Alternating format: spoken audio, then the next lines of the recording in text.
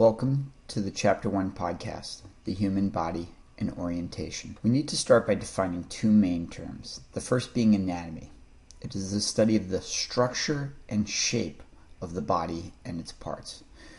We can talk about gross anatomy, which involves large structures that are easily observable, or microscopic anatomy. Structures cannot be seen with the naked eye, and structures that can only be viewed with a microscope.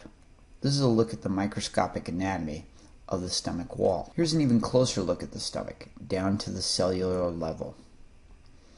The other term we need to define is physiology. It is the study of how the body and its parts work or function. Here's an example of cardiac physiology, which explains the function of the heart. Anatomy and physiology are related in that structures determine what function can take place. For instance, the heart is muscular, which suits its function, to pump blood through the body, whereas the air sacs of the lung are thin, thus making the exchange of gases easier. The human body demonstrates many levels of complexity, starting with atoms. Atoms combine to form molecules. Cells are made up of molecules. Here's a muscle cell. Tissues consist of groups of similar cells with a common function. Here are a bunch of muscle cells together making up muscle tissue. Organs are structures made up of two or more types of tissues that perform specific functions. Here's a blood vessel, which is made up of several different tissues, including muscle tissue. Organ systems are groups of organs that work together to accomplish a common purpose. Here's the cardiovascular system, including the heart and blood vessels. And finally, organisms are the highest level of structural organization. An organism is comprised of the organ systems that work together to keep the organism alive, the cardiovascular system being just one of them. Here it is all together.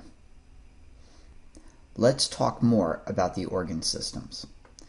The integumentary system forms the external body covering, protects deeper tissue from injury, helps regulate body temperature, and it's the location of cutaneous nerve receptors. Yes, the integumentary system includes your skin. The skeletal system protects and supports body organs, provides muscle attachment for movement, is the site of blood cell formation, and stores minerals. The muscular system produces movement, maintains posture, and produces heat. The nervous system is a fast-acting control system.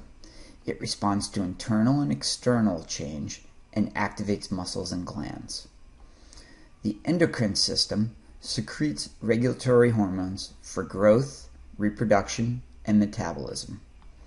The cardiovascular system transports materials in the body via blood pumped by the heart. Materials such as oxygen, carbon dioxide, nutrients, and wastes. The lymphatic system returns fluids to blood vessels. It cleanses the blood and is involved in immunity. The respiratory system keeps blood supplied with oxygen and removes carbon dioxide. The digestive system breaks down food, allows for nutrient absorption into blood, and eliminates indigestible material as feces. The urinary system eliminates nitrogenous wastes, maintains acid-base balance, and regulates water and electrolytes. The reproductive system produces offspring. Testes, found in males, produce sperm and male hormone, and ovaries, found in females, produce eggs and female hormones. Here's an example of the interrelationships among organ systems, such as the cardiovascular system, the urinary system, and the integumentary system.